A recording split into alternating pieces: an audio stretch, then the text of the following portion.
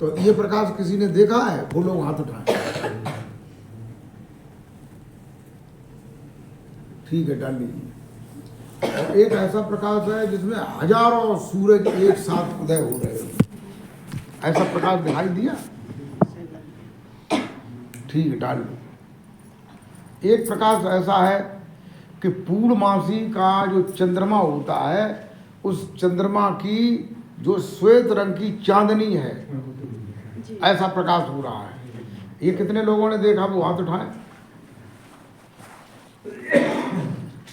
बुद्धपाल हाथ उठाए हुए रहिए, कोई बात नहीं, डाल। और फिर एक ऐसा प्रकाश है कि जो हजारों चंद्रमा एक साथ उदय हों पूर्णमासी के दिन, ऐसा प्रकाश है। कैसे? ऐसा चांदा उग गए सूरज चढ़े हजार, और ऐदा चांदन होंदियां गुरबिन घोर अंधार।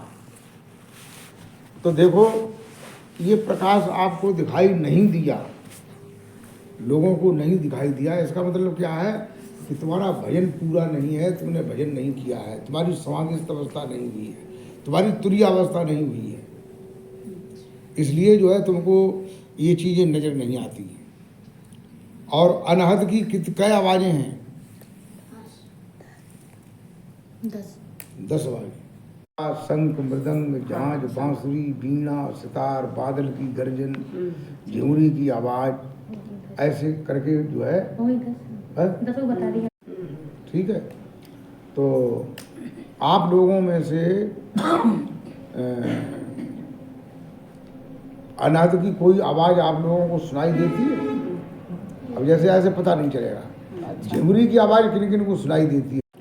बांसुरी की आवाज़, झुमरी की आवाज़, ये जो आवाज़ें हैं वे मतलब धुनात्मक आवाज़ें हैं। जैसे घंटा की आवाज़ है, वो भी धुनात्मक है, लेकिन उसमें जो है बार बार घंटा बजता है।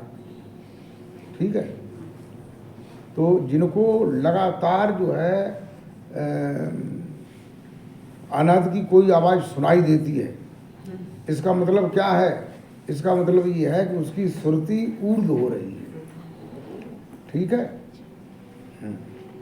जैसे मस्तिष्क का ध्यान करें, मुखमंडल का ध्यान करें, ग्रीवा का ध्यान करें, वक्षस्थल का ध्यान करें, पेट का ध्यान करें, कमर का ध्यान करें, जंघाओं का ध्यान करें, पिड़ुलियों का ध्यान करें, परियों का, घुटनों का, और पिड़ुलियों का ध्यान करें, फिर पैरों का ध्यान करें, पैरों में अंगूठे का ध्यान करें, अंगूठे में नाखून का ध्यान करें, तो नाखून तक आना है, फिर नाखून से ऊपर फिर जाना है।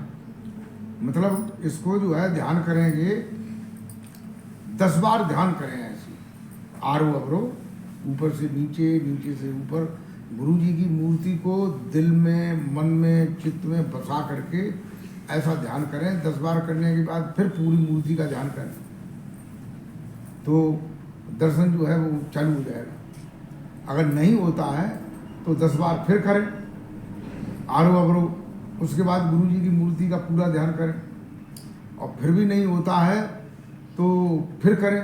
ऐसे जो है अपनी जो है 8-10 बार कोशिश करें, तो आपको जो है देखो दर्शन क्यों नहीं होता है